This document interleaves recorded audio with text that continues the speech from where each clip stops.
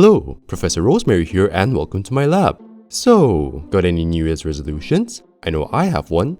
I want to be disenthralled from perfection. Because quite often, I get so caught up in wanting to have something to be perfect, I get crippled by anxiety, become too afraid to fail, and consequently, never start to try new things. But there comes a point where I just get tired of being scared all the time. I want to try new things. I want to explore. I've always wanted to. So get ready, childhood defense mechanism that doesn't serve me anymore. I'm not going down without a fight this time. Now, one thing I've always wanted to try was making a buttercream lunchbox cake, especially after being inspired by gorgeous creations like these. The task seems daunting though, especially since I've never really worked with buttercream before. But hey, there's a first time for everything, right? So yeah, with that said, let's get making.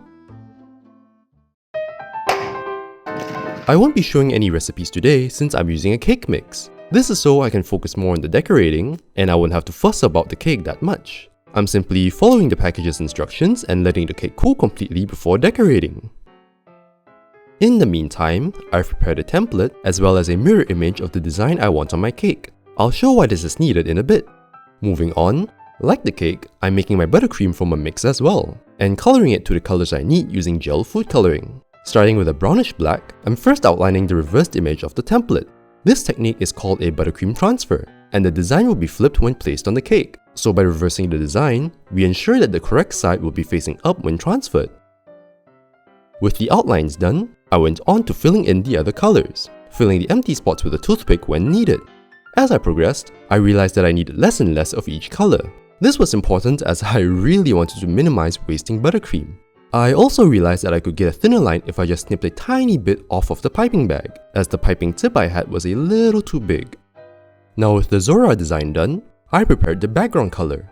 I wanted it to be a light sky blue color, but forgot that the buttercream is a light yellow because of the butter. So now I have this mint green instead, but nothing a little editing magic can't fix, right?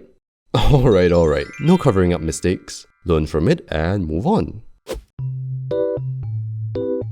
So here, I wanted to take a shortcut. I thought that I could fill up the whole circle and just flip it onto the cake without frosting the top. We'll see how that works out. Also, I decided to make a teeny little Zorua to go on the side of the cake later. Once that's ready, I put the buttercream transfer in the freezer for about 20 minutes, until it's firm to the touch. While that's freezing, I'm going to level off my cake so I get a nice flat top.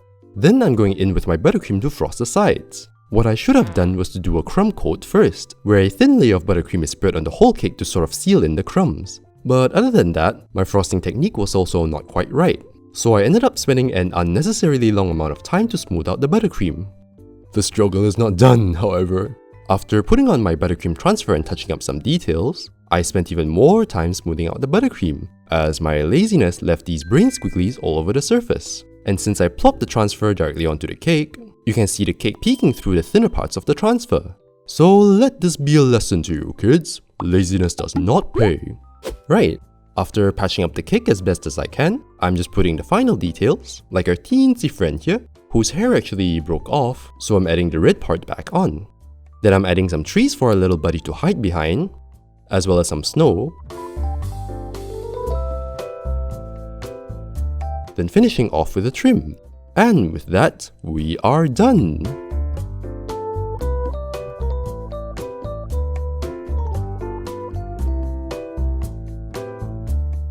So there you have it, a Hisuian Zorua lunchbox cake. Looking at the end result, there are actually many things I can improve on, like how the colors are a bit off, the buttercream is uneven, the lines can be thinner, the snow doesn't contrast with the background. The list goes on. But for what it's worth, I'm pretty proud of it for a first attempt. And I'm actually pretty excited now to practice making more lunchbox cakes. So yeah, that's all for now. Leave your suggestions in the comments and I'll see you guys soon. Bye bye.